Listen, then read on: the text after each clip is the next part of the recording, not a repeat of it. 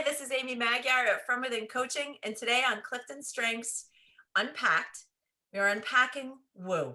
It has taken us almost 34 weeks, maybe a little bit longer, to get to woo, but it is the last alphabetically on CliftonStrengths chart. And as always, I'm here with Augusta Goodcrawl. I'm so grateful to have you on this journey with me. Yes. But even more exciting today, I have my other woo. So Coach LJ, who's a part of FromWithin Coaching, is also a wooer. So full disclosure, once again, Augusta is going to have her hands full because LJ and I share a couple of strengths, but woo is one that's going to come across pretty strong today, folks. So strap in. Yeah. LJ, great to have you today. Thank you. Thank you, Awesome. Amy, and Awesome. thank you, Augusta. Good morning. So let's talk about what woo is. According to CliftonStrengths, woo is people exceptionally talented in the woo theme, love the challenge of meeting new people and winning them over. They derive satisfaction from breaking the ice and making a connection with someone. I will say this, that I feel, and we're going to talk a little bit about this, is I think something's missing in there. And it's not just that we enjoy connecting with people, but there's a purpose. And sometimes it's winning others over to get them to think about a new idea or a product or a service, not just about winning them over with us. Maybe it's about getting them to trust us, but it doesn't just end there. There's a purpose for that winning others over. And I sort of feel like sometimes CliftonStrengths misses that definition. So we'll talk a little bit more about that. How would I describe it? I wrote down two things: connection comfort or socially courageous. So those are my two. But connection comfort, just that feeling of being able to walk into any room and know you are going to be connected to somebody in some way and feel comfortable about it, and not sort of the social courage is similar to that of just not being afraid. You know that there's going to be something that comes out of this and you'll be fueled by it. So that's how I define it, at least. What do you have for us, Augusta? Yeah, I like everything you said. When I think about woo, I really think about that leaning in to that social connection. Oh, yeah. And it's an energetic, it's an enthusiasm. You know, you said it fuels you, that type of connection. You know, for me, I'm an introvert, and so connecting can take energy away from me. I have to kind of recover sometimes from that. And I see woo as somebody who's really actually energized by the interaction of meeting others. And when you spoke about, you know, that connection, there is a purpose to it. And it could be, you know, connecting others together, seeing a discorded or disbanded group, or, you know, people standing around. We all know that, what that feels like. And then woo comes in and just gets the whole group completely connected and, you know, find commonality. So yeah, that purpose is important, I think.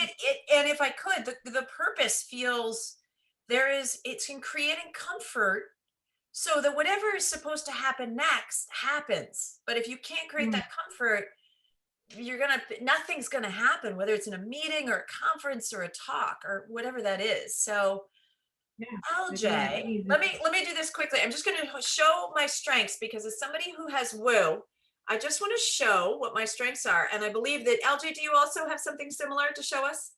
Yes, absolutely. Here they are. So just as an FYI to our watchers, viewers, we both have individualization, woo, and positivity. A little bit different in terms of where they land, but a lot of what you're going to hear today is the interaction of woo, positivity, and individualization. And Augusta, I look to you to kind of make sure that you call that out too. If you hear something where you're like, you used individualization to find that connection or find that. So it'll be fun to kind of see. LJ, how do you define woo? When people say, what the heck is woo? What do you say? For me, it's jumping around a group of people that don't know each other and that I don't know. And I'm like, how can I, well, first of all, connect myself and connect all others. So it's like this. Yeah. It's embracing each other. And it's quite funny now that we talk about it. When I am in the, say, a grocery store, I always talk to the lady or the boy or the man at the teller. Always. I want to spend a lot of time laughing today because I It's- can't You do the same not, thing. right? LJ, Yeah. you can't not. Yeah, and there's always something, and but it's also interesting. Whoever I come across, I always talk, and I always will listen, and I always will ask questions to get to know the one at the other end, Well, that's and to make the connection. Then we're going to jump right into something, if I may, is you're not just winning others over because you want them to like you. You're fascinated, you're interested, right? The individualization kicks in and goes, I want to know more. But the maturity of woo isn't just you doing the talking to win them over. One of the ways to win them over is to truly be curious and to truly ask the questions and tell me more. And I want to know more. And as an individualist, you and I really go deep in that to, we have no fear in asking questions to get to that so that we can create that comfort between the two. But yeah, I will tell this story quickly. I know where I have my woo from. It was watching my father, who was much older than my mother when they married. So significantly older as a father than most of my friends. And people sort of looked at him as the grandfather. And he was so warm and welcoming. And he absolutely had both positivity and woo. But when we walked through the restaurant for his 90th birthday, on the way in, I'm not kidding when I say he stopped at every table and said hello. And on the way out, he stopped at every table and said hello, because it was probably a different group of people. And when we left, the person that was with us said, are those people from his community, his retirement community? And I said, no, he has no idea who those people are, but he has just made lifelong friends. And so to your point, LJ, I don't know if your wife ever mentions this, but we don't get out of a room quickly. Like, we don't just get in and get out, right? We've got to kind of be, and that's our fuel. Yeah. Is to create that and create a comfortable environment, not only for us, but I think also for others. So yes, we don't do quick trips to the grocery store. No, we don't go. It's also it's quite interesting that you mentioned this. I always get a kick from my wife, like against my legs or something, or a push in my back. We need to go, and I'm like, hey, we just started here. What's the problem? What's the rush? So that's I relate to that. Yeah, like no tomorrow. Yeah.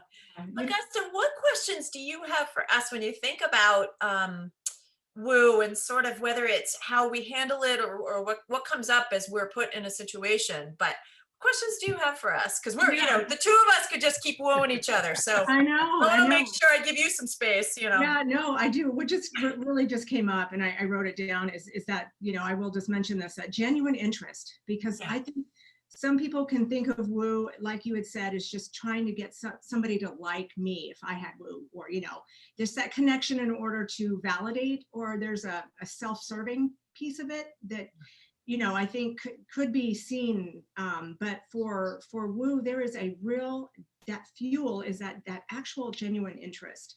And so, so I loved the discussion y'all had, but I want to ask LJ something. I noticed that you also have Relator. Oh, yeah. You've got Relator and then woo. And so just for everyone, Relator is similar to woo, but it's also different in the way that there's a depth to it. And so clients that I've had that have Relator have really deep connection. So I'm wondering how those two strengths show up for you together, LJ, and how they complement each other, because that's unusual. I've not seen a combination before. It's an interesting observation. I want to go first. I would like to go back to your first observation about genuine interest.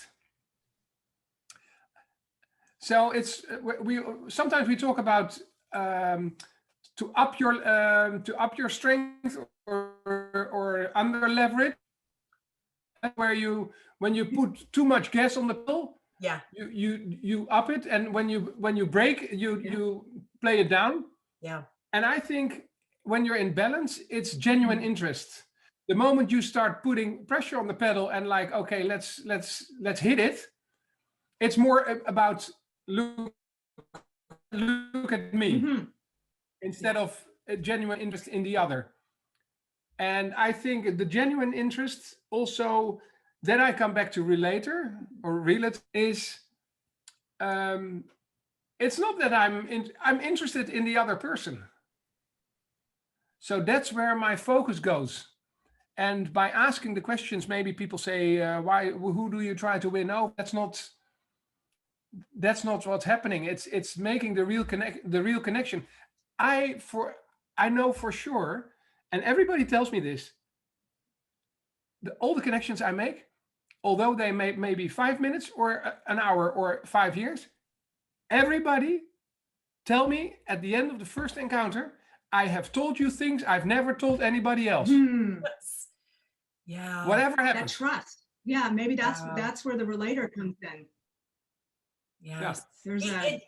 It's beautiful, because I think sometimes people think relator is that there is a type of relator, right, Augusta, where they have very few sort of people in the tribe, but it is super deep. And I think LJ is a perfect example of, he goes deep with everyone and he has a broad group of people, but that doesn't mean he's broad with them. He's deep with them. And so that's, that the relator is the depth. And Woo can be told, it can sort of be like, oh, you just kind of surface. And I think with LJ's individualization, relator, and Woo, I think, and communication is on there too, right? LJ, did I guess that? Yeah, communication too, right? So, I mean, he is primed to get to know a human being. Yeah. Just primed for it. And so I think part of it is that depth comes from that, his drive, and that his DNA is about understanding a human being, understanding what they bring to the table, their uniqueness, their power, their beauty, all of those things. I mean, thank God you're a coach, because you're doing the right thing. I think so, yes. And it's also like, I'm interested in human processes. Yes. Because at the end of the day, if we have a corpse and flesh, but here, it's all processes. Right. What we do and how we act and how we behave and how we respond. Yeah. And that's what I'm interested in. So, yeah. He's a science of human beings, right? He's a scientist. Well, love it. I'm a street guy. I love it. One of the other things that I think is that someone with Woo is a fire starter, right? So if you know that you have Woo in your team, holy smokes, they are the conversationalist, the one to get something started for you, to crack the first joke, to create the ease or whatever it is. They are the front of your house. So if you sort of look at a restaurant, they talk about front of the house and back of the house.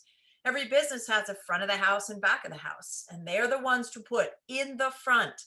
Augusta and I were laughing about, for me, the awareness of being Woo is, I do love the getting to know, and with individualization, I individualize proposals and get people to this place of what could be possible for them.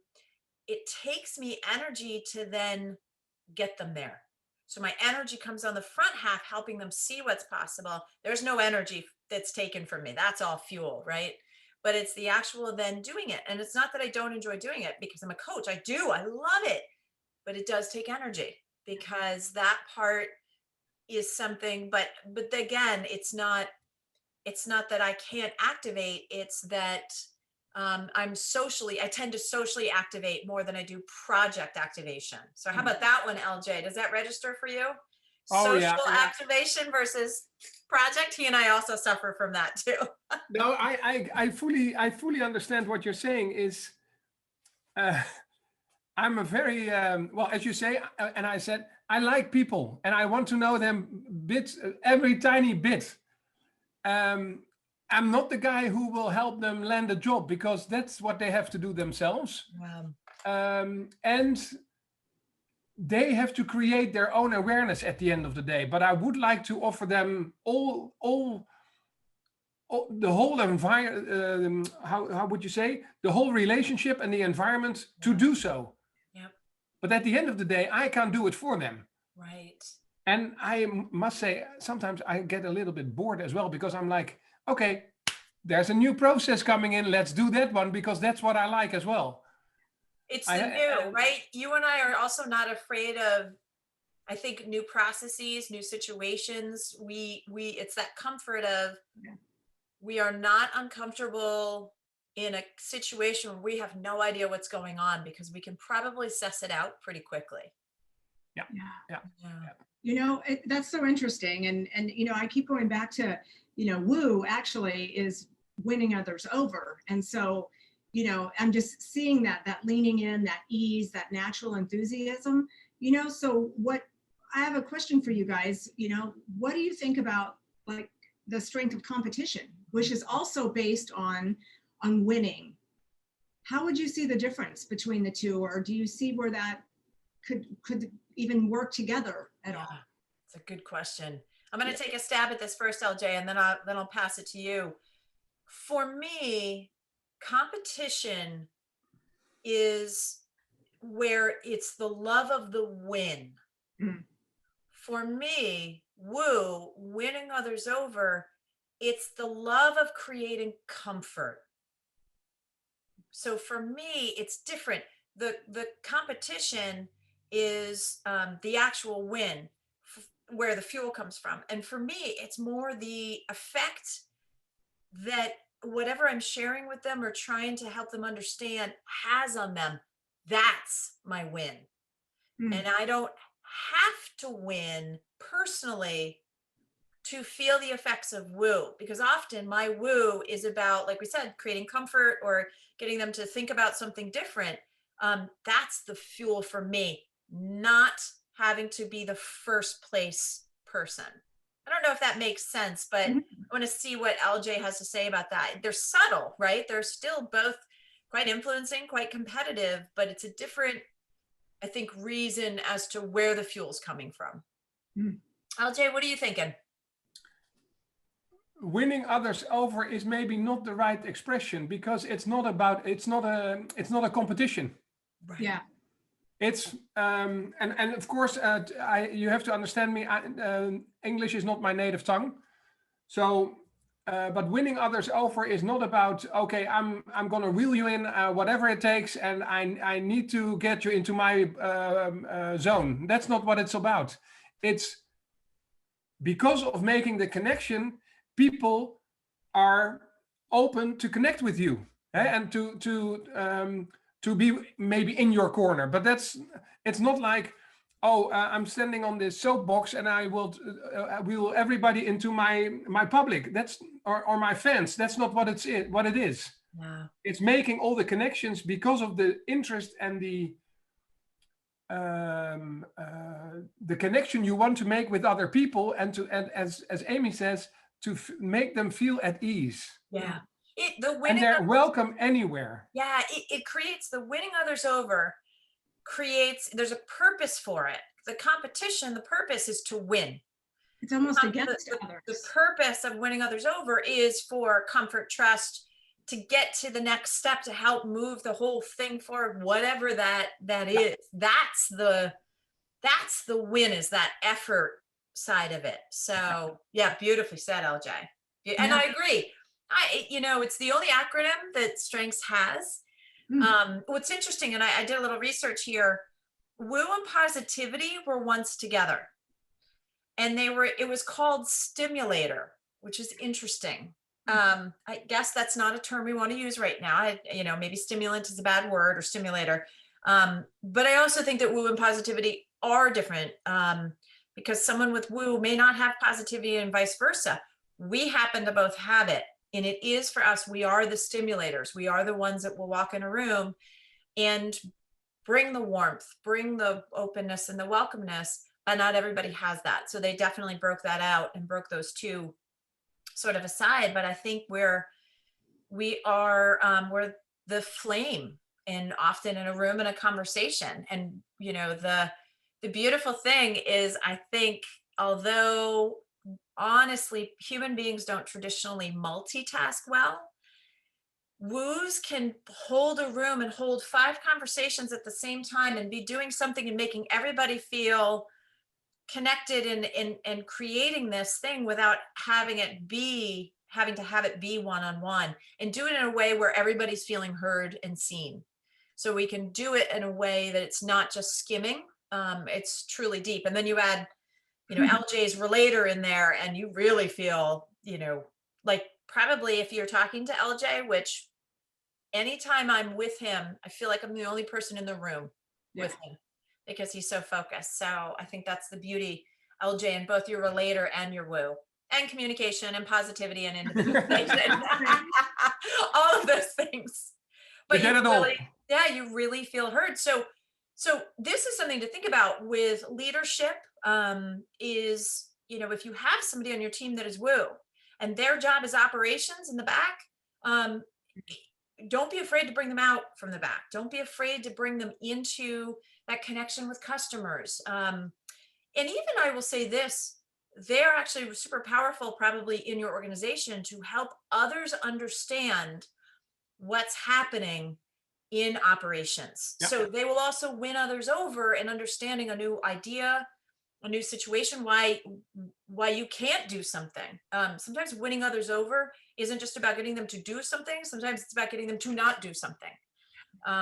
So knowing that it's an incredible superpower, because it can be so influencing.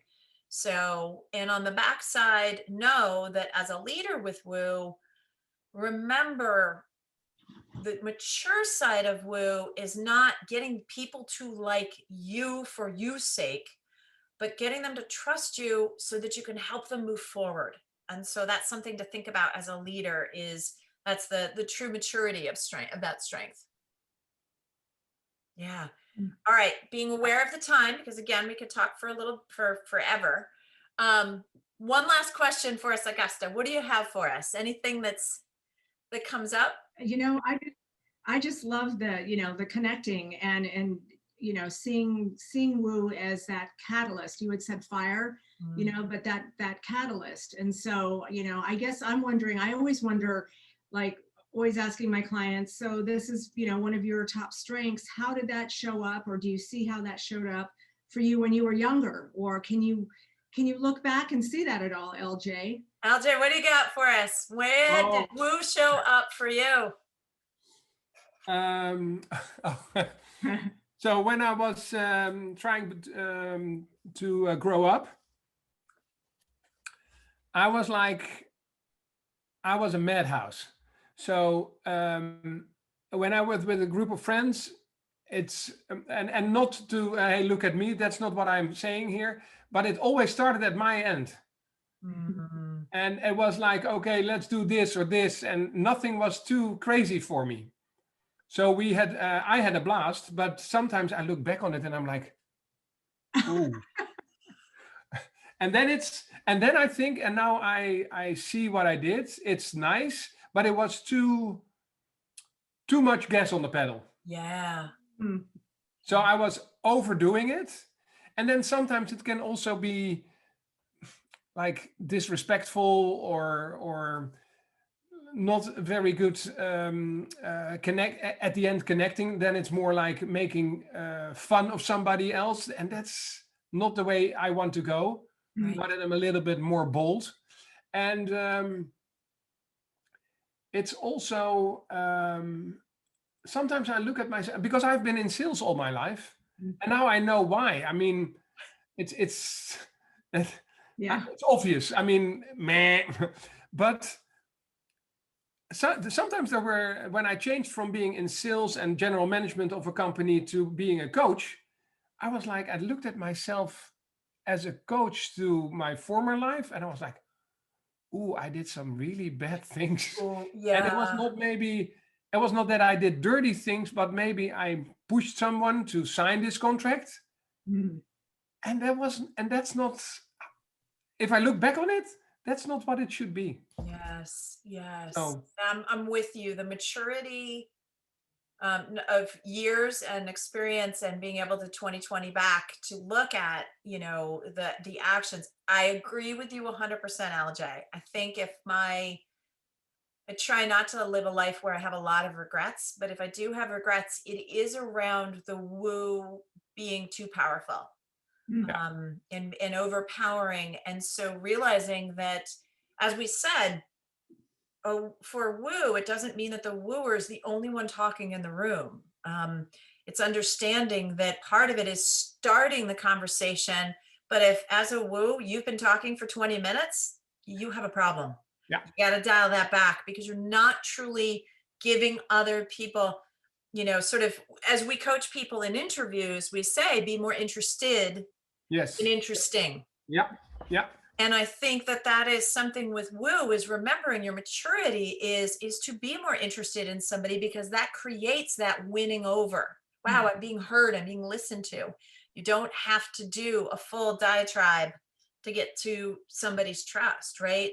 Build trust by giving them space. So I think that's something for you and me that we both probably learned and we grimace at, sort of, but that's life, right? At least we know to not do that moving forward. And that's the awareness. At least, Augusta, now we know where that came from, and that drive. Absolutely. It wasn't we were Looking trying to back, be bullies, right? I think that is the beauty of knowing our top 5 strengths. One of them for sure is taking that and looking back, because it for me, knowing mine really helped me kind of make sense of a lot. Yeah. And understand it in a way that was easier for me to relate with myself with it. Yeah. In many ways. So Love yeah. it. I love it. I'm going to leave us with this. One last thing, LJ, if you have somebody with woo in your life, what would you want to tell that person? What is important for them to know about being in love or in like, or a sister or brother with woo? What do you think is important? whoa.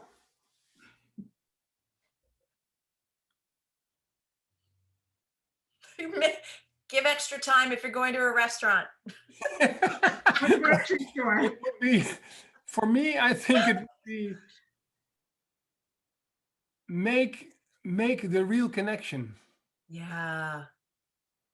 Yeah. Try to make the real connection. Nice. Mm. That's great. That's great. I love it. I love it. Augusta, any last thoughts? Oh, I love it. That genuine interest, that's the real fuel right there. And so knowing that and explaining that to others, like the wife or the son or the daughter who's like, come on, letting them know that this is one of your energizers. Yes. Yeah. Energizers, superpowers, and the idea, when mature, is designed to help people at ease. And as we are recording this in 2021, beginning of 2021, we all probably need to feel a little more at ease. So with that being said, LJ, thank you for being a part of this. Augusta, as always, thank you for being my partner in crime on this one. Thank And you. that was woo. This is not designed to be in lieu of a coaching session. This is an idea of how woo can show up in your life, and it may show up for you completely different. Mhm. So we highly recommend that you work with a coach to look at your 5 strengths and how they intertwine, and which ones are dialed up and which ones maybe get in the way or are challenging each other. But there's still lots more to learn about woo. But thank you for being a part of unpacking it today. We'll see you on the next time. Thank you. Cheers.